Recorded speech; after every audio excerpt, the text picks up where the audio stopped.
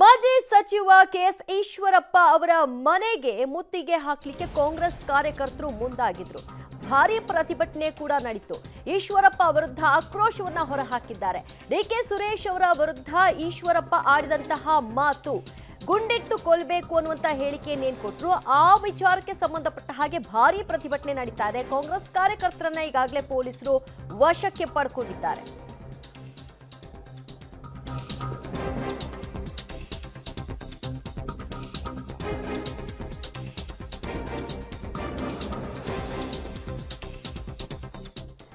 ಬೆಂಗಳೂರಿನ palace ರಸ್ತೆಯಲ್ಲಿರತಕ್ಕಂತಹ KS Eshwarappa ಅವರ ನಿವಾಸಕ್ಕೆ ಕಾಂಗ್ರೆಸ್ ಕಾರ್ಯಕರ್ತರು ಮುತ್ತಿಗೆ ಹಾಕಲಿಕ್ಕೆ ಮುಂದಾದ್ರು. ಡಿಕೆ ಸುರೇಶ್ ಅವರನ್ನ ಗುಂಡಿಕ್ಕಿ ಕೊಲ್ಲಬೇಕು ಅನ್ನುವಂತಹ ಸ್ಟೇಟ್ಮೆಂಟ್ ಅನ್ನ ನಿನ್ನೆ ಈಶ್ವರಪ್ಪನವರು ಕೊಟ್ಟಿದ್ರು ಮತ್ತು ಅವರು ಕೊಟ್ಟ ಹೇಳಿಕೆಗೆ ಅವರು ನಾನು ಬದ್ಧನಿದ್ದೀನಿ ಅಂತ ಸಮರ್ಥನೆ ಕೂಡ ಮಾಡಿಕೊಂಡಿದ್ರು.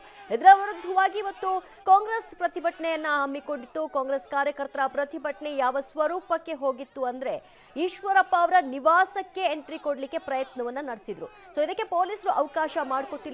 ಪ್ರತಿಭಟನಾಕಾರರನ್ನ ಎಲ್ಲರನ್ನೂ ಕೂಡ ಪೊಲೀಸರು ವಶಕ್ಕೆ ಪಡೆದಿರ್ತಕ್ಕಂತಹ ದೃಶ್ಯವನ್ನು ಕೂಡ ಗಮನಿಸ್ತಾ ಇದ್ರಿ. ಈಗಾಗಲೇ ಯಾರೆಲ್ಲ ಕಾಂಗ್ರೆಸ್ ಕಾರ್ಯಕರ್ತರು ಈಶ್ವರಪ್ಪ ನಿವಾಸಕ್ಕೆ ಮುತ್ತಿಗೆ ಹಾಕಿದ್ರು ಅವರೆಲ್ಲರನ್ನೂ ಕೂಡ ಪೊಲೀಸರು ತಮ್ಮ ವಶಕ್ಕೆ ಪಡ್ಕೊಂಡಾಗಿದೆ. ಭಾರೀ ಪ್ರತಿಭಟನೆಯನ್ನ ನಡೆಸಲಿಕ್ಕಾಗಿ ಬೆಂಗಳೂರಿನ ಪ್ಯಾಲೇಸ್ ರಸ್ತೆಯಲ್ಲಿರುವ ಈಶ್ವರಪ್ಪ ನಿವಾಸಕ್ಕೆ ಇವತ್ತು ಕಾಂಗ್ರೆಸ್ ಕಾರ್ಯಕರ್ತರು ಆಗಮಿಸಿದ್ರು. ಡಿಕೆ ಸುರೇಶ್ ಅವರು ದೇಶ ವಿಭಜನೆಯ ಮಾತನಾಡಿದ್ದಾರೆ, ಅವರನ್ನ ಗುಂಡಿಕ್ಕಿ ಕೊಲ್ಲಬೇಕು ಅನ್ನುವಂತಹ ಮಾತನ್ನ ಈಶ್ವರಪ್ಪ ಅವರು ಆಡಿದ್ದಾರೆ.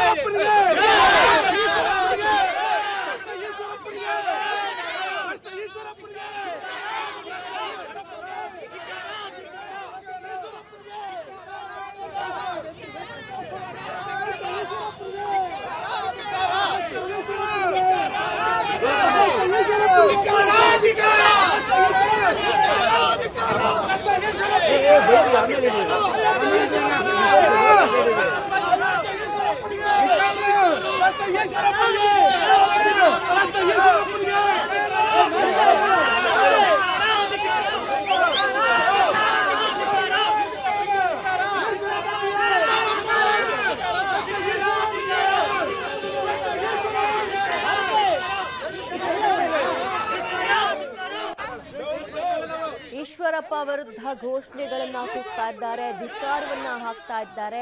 50 ವರ್ಷಗಳ ಕಾಲ ಅವರು ರಾಜಕಾರಣದಲ್ಲಿ ಇದ್ದಂಥವ್ರು, ಅವರು ಆಡುವಂತಹ ಮಾತಿನ ಬಗ್ಗೆ ಅವರಿಗೆ ಹಿಡ್ತಾ ಇರಬೇಕು. ಅಂತಹ ಒಬ್ಬ ನಾಯಕ ನಾಲ್ಗೆಯನ್ನ ಹಿಡಿತದಲ್ಲಿ ಇಟ್ಕೊಳ್ಳದೆ ಈ ರೀತಿಯ ಹೇಳಿಕೆಯನ್ನ ಕೊಟ್ಟಿದ್ದು ಖಂಡನೀಯ ಅಂತ ಕಾಂಗ್ರೆಸ್ ಕಾರ್ಯಕರ್ತರು ಇವತ್ತು ಈಶ್ವರಪ್ಪ ಅವರ ಬೆಂಗಳೂರಿನ ನಿವಾಸಕ್ಕೆ ಮುತ್ತಿಗೆ ಹಾಕಲಿಕ್ಕೆ ಪ್ರಯತ್ನವನ್ನ ನಡೆಸಿದ್ರು. ಪೊಲೀಸರು ಪ್ರತಿಭಟನಾಕಾರರನ್ನೆಲ್ಲರನ್ನು ಕೂಡ ವಶಕ್ಕೆ ಪಡ್ಕೊಂಡಿದ್ದಾರೆ.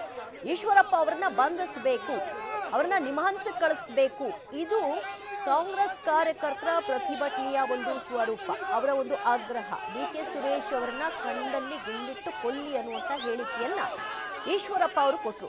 ಇದರ ಬಗ್ಗೆ ಮೋದಿ ಅವ್ರಿಗೂ ಕೂಡ ನಾನು ಮನವಿಯನ್ನ ಮಾಡ್ಕೊಳ್ತೀನಿ, ಅಂಥದ್ದೊಂದು ಕಾನೂನನ್ನ ತನ್ನಿ ಅಂತ ಕೂಡ ಹೇಳ್ಕೊಂಡಿದ್ದೆ.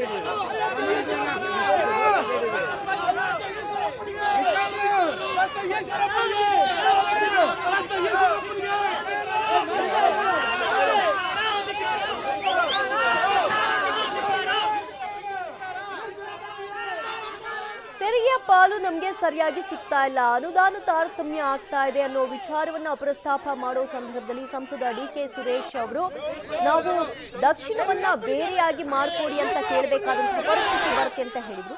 ಈ ವಿಚಾರಕ್ಕೆ ಈಶ್ವರಪ್ಪ ಅವರು ಕೆಂಡಾಮಂಡಲರಾಗಿ ಅವ್ರನ್ನ ಗುಂಡಿಕ್ಕಿ ಕೊಲ್ಲಬೇಕು ಅಂದಿದ್ರು. ಈ ವಿಷಯಕ್ಕೆ ಇವತ್ತು ಪ್ರತಿಭಟನೆ ನಡೆದಿದೆ. ಪ್ರತಿಭಟನಾಕಾರರನ್ನ ಪೊಲೀಸರು ವಶಕ್ಕೆ ಪಡೆದಿದ್ದಾರೆ.